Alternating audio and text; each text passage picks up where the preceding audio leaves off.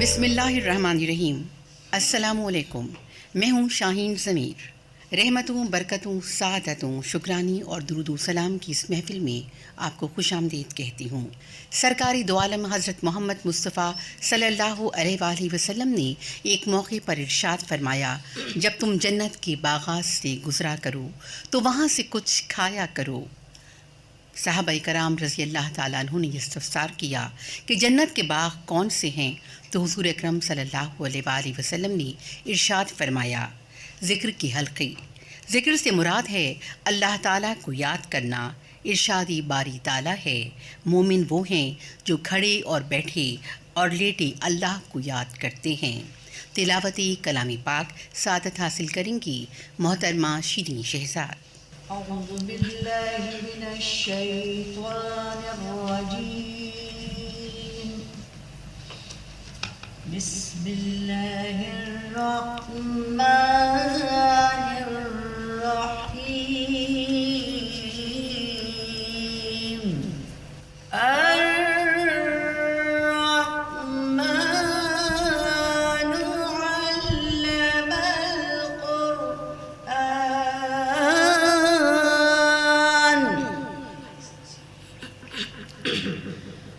خلق الإنسان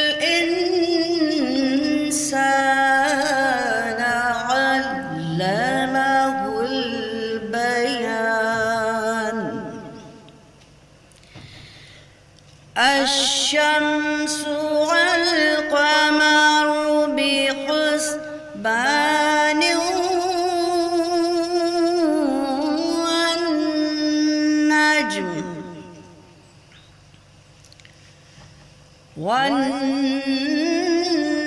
والنجم والشجر يسجدان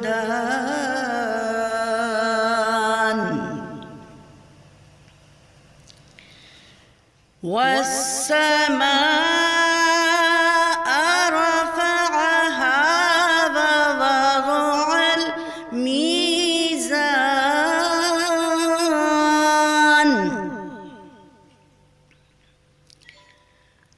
ألا تطغوا في الميزان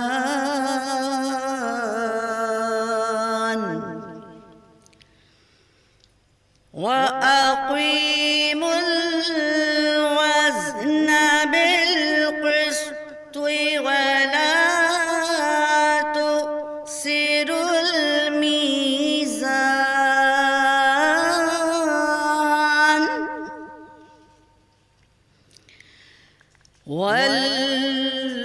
والأرض وضعها للأنام فيها فاكهة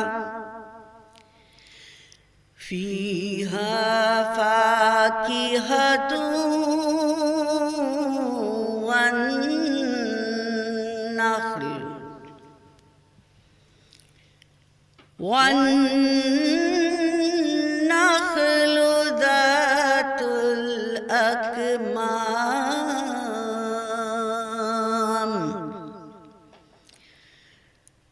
والحب ذو العصف والريحان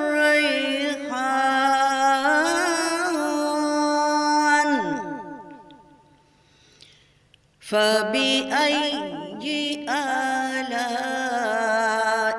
ربكما تكذبان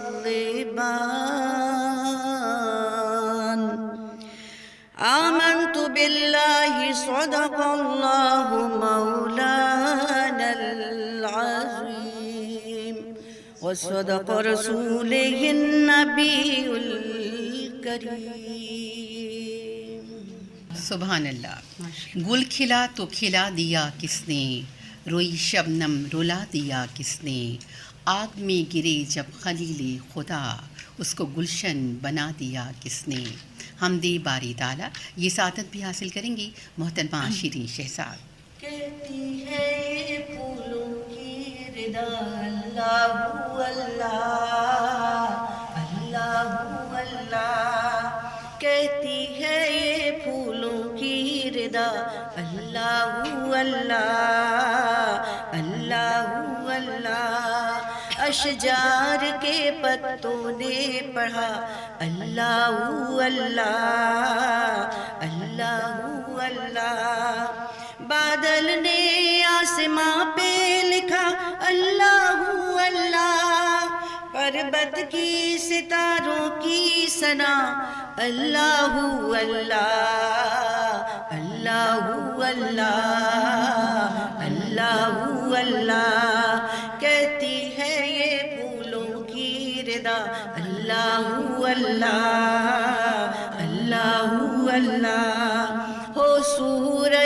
یاسین کے ہو سورہ رحمان ہو سورہ یاسین کے ہو سورہ رحمان ہو سورہ یاسین کے ہو سورہ رحمان قرآن کے لفظوں کی صدا اللہ اللہ اللہ اللہ اللہ اللہ کہتی ہے یہ پھولوں کی صدا اللہ اللہ اللہ اللہ جب خاموش نظارے بےتاب ستارے اور بے کس کنارے تھے، پھولوں میں سے خوشبو غائب ہو چکی تھی، محبت کی فضائیں سنسان ہو چکی تھیں اور ہوائیں خوفزدہ اور سراسیمہ تھیں، ہر طرف تاریخی اور بے رونقی کا عالم تھا۔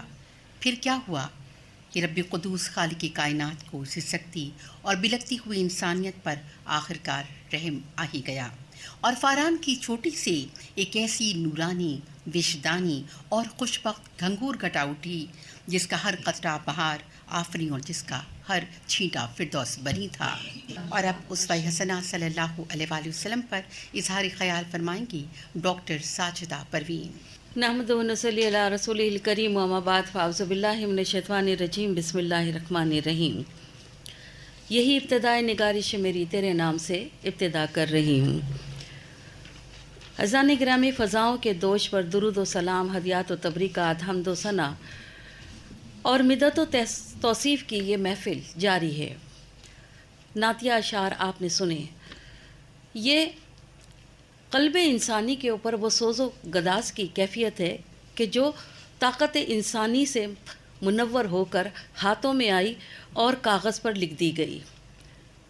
یہ مدحتیں، یہ توصیفیں حضرت انسان کی اپنی کاوشیں ہیں، اور حمد اسی پروردگار کو لاحق ہے کہ جس نے امر کن کہہ کر تمام کائنات کی تخلیق فرمائی اور ایک مشتخا کے لے کر پھر حضرت انسان کی تخلیق فرمائی۔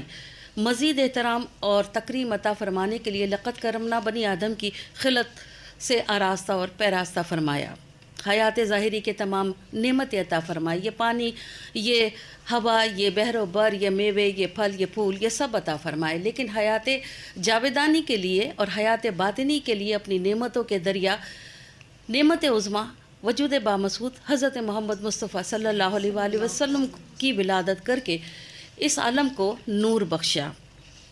عزیزان گرامی، یہ جو ابھی میں نے آپ کو کہا کہ نعتیہ اشعار جو طاقت انسانی اور سوز انسانی اور گداز کے طور پر جو حضرت انسان سے تخلیق فرمائے گئے، لیکن جب ہم قرآن کا مطالعہ کرتے ہیں تو وہاں پر نعتوں کا حسین اور نفیس گلدستہ موجود ہے۔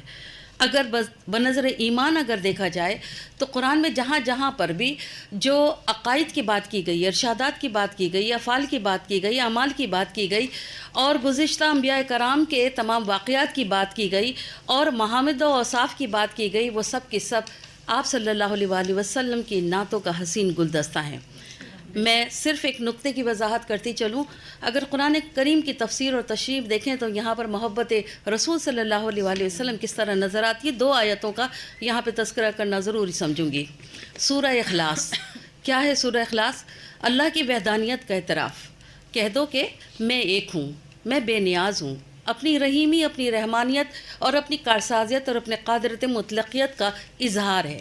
لیکن کسی نے یہ بات غور طلب اگر نقطے کو سمجھنے کی کوشش کی کہ اس میں جو ایک نقطہ ہے کہ جسے قل سے کہہ کے مخاطب فرمایا گیا، مخاطب کون کر رہا ہے؟ وہ کہ جس نے کائنات کو بنایا، 18,000 عالمین جو انسانی طاقت اور گنائی میں شمار ہو سکتے ہیں، اس نے کہا کہ قل، اور قل کس سے کہا؟ کہ وہ جو کتاب لایا، جو صاحب کتاب ہے، اس سے کہا کہ کہہ دو اور اعتراف کروا دو دنیا کے لیے کہ میں ایک ہوں اور میں بے نیاز ہوں اور میں رحیم ہوں، میں کارساز ہوں، میں رحمان ہوں۔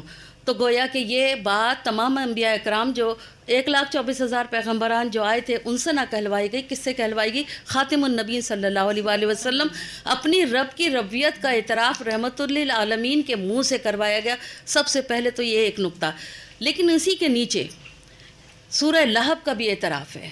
یہ کلمات اور یہ آیت مبارکہ کو اگر دیکھیں تو یہ شان رسالت صلی اللہ علیہ وآلہ وسلم پر دلیل کرتی نظر آتی ہیں کہ جو آپ صلی اللہ علیہ وسلم کی شان میں گستاخی کرتے ہیں اس کا انجام سورہ لہب یا ابو لہب جیسا ہوتا ہے، جہنم کا گڑھا یا آگ یا شعلے اس کا مقدر ہوا کرتی ہیں۔